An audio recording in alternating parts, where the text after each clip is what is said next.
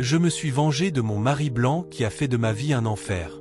Dans un quartier poussiéreux d'Afrique de l'Ouest, là où les maisons en banco se collent les unes aux autres comme pour se tenir chaud, vivait Aïcha. Aïcha était belle. Pas une beauté arrogante. Une beauté douce, naturelle, presque silencieuse. Mais Aïcha était pauvre. Très pauvre. Sa mère vendait des beignets au bord de la route. Son père était mort quand elle avait 15 ans. Depuis, Aïcha portait le monde sur ses épaules. Chaque matin, elle marchait des kilomètres pour vendre de l'eau fraîche aux chauffeurs de taxi-brousse. Et chaque soir, elle rentrait avec les pieds en feu et le cœur fatigué.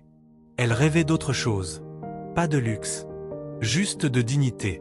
Un jour, pendant la saison sèche, les touristes arrivèrent. Parmi eux, il y avait Thomas. Un homme blanc. La quarantaine. Sourire rassurant. Parlait lentement, comme quelqu'un qui voulait être compris. Il disait être en vacances. Il disait aimer l'Afrique. Il disait aimer la simplicité. Aïcha ne cherchait pas l'amour. Mais Thomas la regardait comme personne ne l'avait jamais regardée. Il l'invitait à manger. Il l'écoutait parler. Il disait « En Europe, une femme comme toi serait une reine. » Ces mots ont planté une graine. Pendant des mois, Thomas revint. Il offrait des cadeaux. Il aidait la mère d'Aïcha. Il promettait un avenir.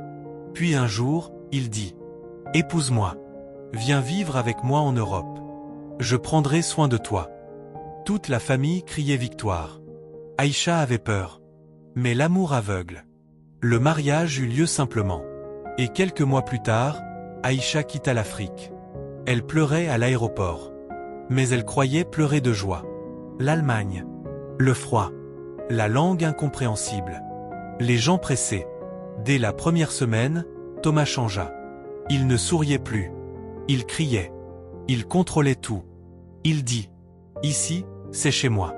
Tu fais ce que je dis. » Aïcha n'avait pas le droit de sortir seule.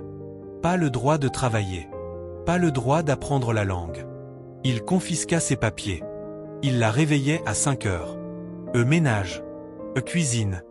Soin pour sa mère malade. Sa belle-mère l'insultait. « Tu n'es rien sans mon fils. » Parfois, Thomas ne lui donnait même pas à manger. Elle mangeait les restes.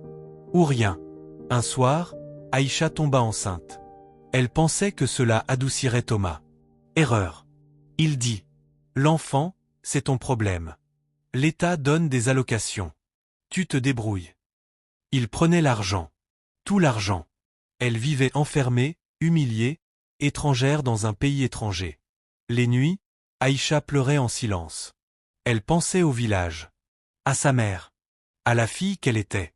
Un jour, elle pensa même à mourir. Mais son enfant pleurait. Et elle comprit. Si je meurs, mon enfant sera seul avec ce monstre. Un jour, à l'hôpital, Aïcha rencontra Mariam, une Africaine plus âgée. Mariam parlait allemand.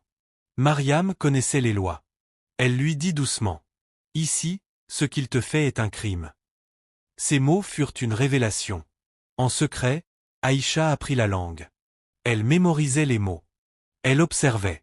Elle devenait silencieuse, mais forte. Elle contacta une assistante sociale. Un refuge pour femmes battues. Elle prépara sa fuite pendant des mois. Un matin, Thomas partit travailler. Aïcha prit son enfant. Un sac. Et elle partit. La police fut informée. Les services sociaux aussi. Thomas perdit. Les allocations. La garde. Et son image. Et son contrôle. Les preuves étaient là. Messages. Témoignages. Et rapports médicaux. Thomas fut poursuivi. Sa mère fut placée en maison spécialisée. Il resta seul. Honteux. Détruit. Aïcha obtint un titre de séjour. Une formation. Un travail. Elle éleva son enfant dans la paix. Un jour, Thomas la vit de loin. Elle marchait droite. Libre. Heureuse. Elle ne dit rien. Sa vengeance, c'était sa survie. À toutes les femmes qui souffrent en silence. L'amour ne doit jamais être une prison.